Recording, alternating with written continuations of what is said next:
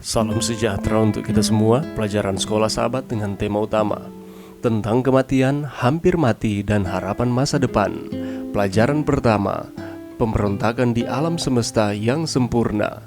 Selasa, 27 September, rasa tidak bersyukur yang misterius. Bacalah Yehezkiel 28 ayat 12-19. Apakah yang dapat kita pelajari dari perikop ini tentang asal mula dosa yang misterius? Banyak dari kitab Yehezkiel ditulis dalam bahasa simbolik akhir zaman. Dalam banyak contoh, wujud tertentu seperti manusia, binatang, dan benda, dan peristiwa-peristiwa lokal digunakan untuk mewakili dan menggambarkan realitas jagat raya yang lebih besar dan atau berbagai kenyataan sejarah yang lebih luas. Dalam Yehezkiel 28 ayat 1-10, Tuhan berbicara tentang Raja Tirus. Tirus sendiri adalah kota pelabuhan Fenisia kuno yang makmur. Sebagai seorang penguasa yang kaya dan sombong, yang hanya seorang manusia tetapi yang mengaku sebagai Allah, dan yang bahkan duduk, dia mengklaim di singgasana para dewa. Kemudian, dalam Yehezkiel 28 ayat 12-19, realitas sejarah ini menjadi analogi untuk menggambarkan kejatuhan Lucifer di istana surga yang asli. Jadi, Raja Tirus yang adalah seorang manusia yang hidup di tengah-tengah laut, sekarang mewakili kerup yang diurapi yang menutupi. Hidup di Eden, taman Allah, dan di gunung Allah yang kudus. Sebuah pernyataan penting dalam keseluruhan kisah ditemukan dalam Yehezkiel 28 ayat 15 yang mengatakan, "Engkau tak bercela di dalam tingkah lakumu sejak hari penciptaanmu sampai terdapat kecurangan padamu. Karenanya, dan yang terpenting, kesempurnaan Lucifer termasuk potensi kejahatan, potensi untuk berbuat salah, dan itu karena sebagai makhluk moral, Lucifer memiliki kehendak bebas, bagian dari apa artinya menjadi makhluk yang sempurna." Pada kenyataannya, Lucifer diciptakan sempurna, termasuk kemampuannya untuk memilih dengan bebas. Namun, menyalahgunakan kesempurnaan itu dengan menyalahgunakan kehendak bebasnya, ia menjadi rusak dengan menganggap dirinya lebih penting daripada dirinya yang sebenarnya. Tidak lagi puas dengan bagaimana Tuhan menciptakan dan menghormatinya, Lucifer kehilangan rasa terima kasihnya kepada Tuhan dan ingin menerima lebih banyak pengakuan daripada yang sebenarnya pantas dia terima. Bagaimana ini bisa terjadi dengan makhluk malaikat sempurna yang hidup di alam semesta yang sempurna? Seperti yang telah disebutkan, adalah sebuah misteri. Dosa adalah hal yang misterius dan tidak dapat dijelaskan. Tidak ada alasan untuk keberadaannya. Berusaha menjelaskannya berarti berusaha memberikan alasan untuk itu, dan itu berarti membenarkannya. Dosa muncul di alam semesta yang sempurna, sesuatu yang terbukti tidak dapat dimaafkan.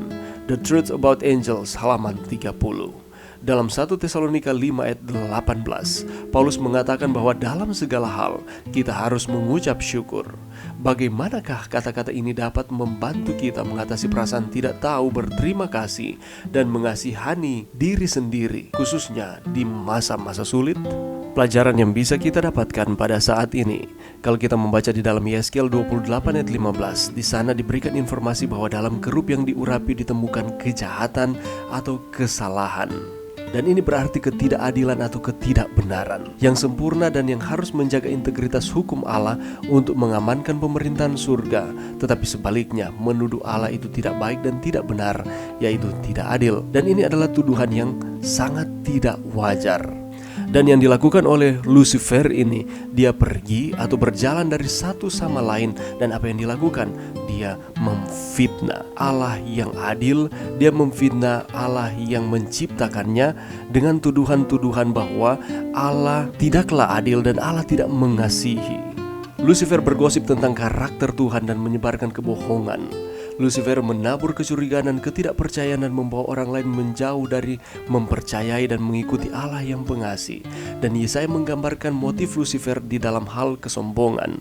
Keangkuhannya begitu kuat sehingga dia ingin menjadi setara dengan Allah, duduk di atas tahta Allah, menjadikan dirinya raja dan mengangkat dirinya ke posisi ilahi. Dan ini merupakan keangkuhan yang luar biasa. Bagaimana bisa oknum yang diciptakan dapat mengambil posisi sang pencipta? Walaupun Lucifer diciptakan dengan segala macam kelebihan-kelebihannya sampai ia menjadi pemimpin biduan surga, tetapi jangan pernah melupakan bahwa dia hanyalah makhluk yang diciptakan oleh Khalik. Tetapi oleh karena kehebatan-kehebatannya ini, ia berpikir bahwa ia selayaknya sama seperti dengan Allah. Ini merupakan kesombongan yang sangat luar biasa yang ada di dalam diri Lucifer. Dan oleh karena kesombongannya ini, Nabi Yesaya menggambarkan kejatuhan Lucifer dari surga dalam bentuk lampau. Yeskiel menyatakan bahwa dia dibuang dengan memalukan dari gunung Allah dan diusir. Kemudian Yeskiel mengungkapkan apa yang terjadi di dalam hati Lucifer, yaitu bagaimana dia berdosa dalam pikirannya dengan memupuk kesombongan.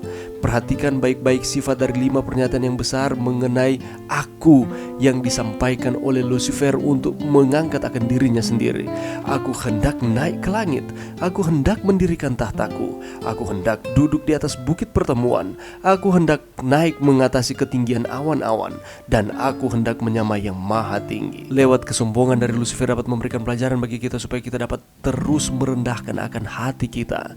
Karena segala pencapaian-pencapaian kita itu semata-mata bukan karena usaha-usaha kita, tetapi oleh karena kasih karunia Tuhan yang Tuhan berikan di dalam kehidupan kita.